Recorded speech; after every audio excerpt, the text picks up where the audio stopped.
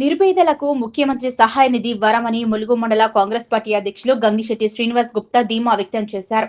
సిద్దిపేట జిల్లా ములుగు మండలంలో ఇటీవల అనారోగ్యం పరిస్థితి బాగోలేక ఆసుపత్రిలో చికిత్స చేయించుకున్న మండల పరిధిలోని కొట్యాల, ములుగు, కొక్కొండ, బహిలంపూర్, అడవి మస్జిద్ గ్రామాలకు చెందిన లబ్ధిదారుల కుటుంబాలకు ముఖ్యమంత్రి సహాయ నిధి నుంచి మంజూరైన రిలీఫ్ ఫండ్ చెక్కులను శుక్రవారం Srinivas Gupta, Vantimamidi market committee director Mallesh Yadav, మండల వర్కింగ్ ప్రెసిడెంట్ ఆంజనేయులు నాయకులతో కలిసి అందజేశారు. ఈ సందర్భంగా శ్రీనివాస్ గుప్తా మాట్లాడుతూ ముఖ్యమంత్రి సహాయ నిధి పేదలకు వరమన్నారు.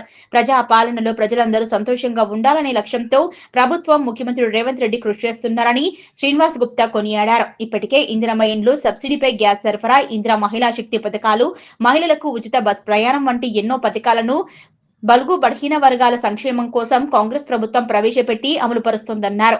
ఈ ఒక్కరోజు ములుగు మండలంలోని 8 మంది లబ్ధిదారులకు ముఖ్యమంత్రి సహాయ నిధి ద్వారా 3,60,000 రూపాయల చెక్కులను అందజేశామన్నారు.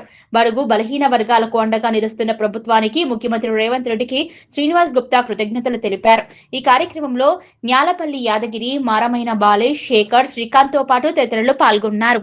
ప్రజాపాలన రేవంత్ అన్న గవర్నమెంట్ కనీసమైన చిన్న హాస్పిటల్ జాయిన్ అయ్యి మామూలుగా 10,000 నుంచి 10 లక్షల వరకు, 20 లక్షల వరకు, 50 లక్షల వరకు అయినా సీఎం రిలీఫ్ ఫండ్ చెక్లు అనేది మన ప్రజారాజ్యము రేవంత్ అన్న గవర్నమెంట్ మనకి ఇస్తుంది. కాబట్టి ప్రజలకు అందరూ గమనించాలి. ఇప్పుడు 10 ఏళ్ళకోలే 20 ఏళ్ళకోలే ఎగ్జాంపుల్ చెప్తున్నా, మా ఊళ్ళో ఇచ్చి 8 చెక్కులు 4 చెక్కులు ఇచ్చి ఒక్క చెక్కు రాలే, ముళ్ళు కూడా 10 రాలే.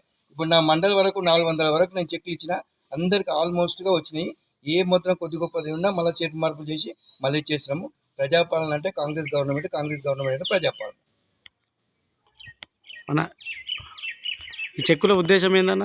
చెక్కుల ఉద్దేశం అంటే ఇప్పుడు ప్రజలకు అనేది కొద్దిగా మెరుగు. ఇప్పుడు హాస్పిటల్ పోయిర్రు, వాస్తవానికి మ్యాక్సిమంగా ₹1,00,000 అయిందనుకో 20-30-40 వేలు ఇవ్వగలుగుతారు. వాళ్ళు ఏదో కష్టపడి ఆడ ఈడ తెచ్చుకొని ఇచ్చిన 4 రోజులు వెనక ముందు అయినా కానీ కాంగ్రెస్ గవర్నమెంట్ వాళ్ళకి ప్రజల కొద్దిగా ఉపాధిగా ఆదుకుంటుంది కదా. కాబట్టి గవర్నమెంట్ అనేది ప్రజాపాలన అనేది కాంగ్రెస్ టీఆర్ఎస్ గవర్నమెంట్లా కాదు. వాళ్ళ జోబులు నింపుకోవడానికి, వాళ్ళ జోబులు వేసుకోవడానికే, కనీసమైన వాళ్ళ 4 కుటుంబాలు జోబులు నింపడానికి. కనీసం చెప్తున్న ఎగ్జాంపుల్గా గవర్నమెంట్ అనేది ప్రజాపాలన. ఇప్పుడు మా ఊళ్ళో ఉన్నది ఎలక్ట్రిసిటీ బిల్లు 80% ఇళ్ళలో ఎలక్ట్రిసిటీ బిల్ ఫ్రీ, రుణమాఫీ 80% రుణమాఫీ అని. ఇప్పుడు ఇండ్లు వచ్చినాయి మ్యాక్సిమం ఆల్మోస్ట్. ఇప్పుడు ఏదైనా ఇంకా ఇండ్లు ఇంకా రావడానికి రెడీ ఉన్నారు.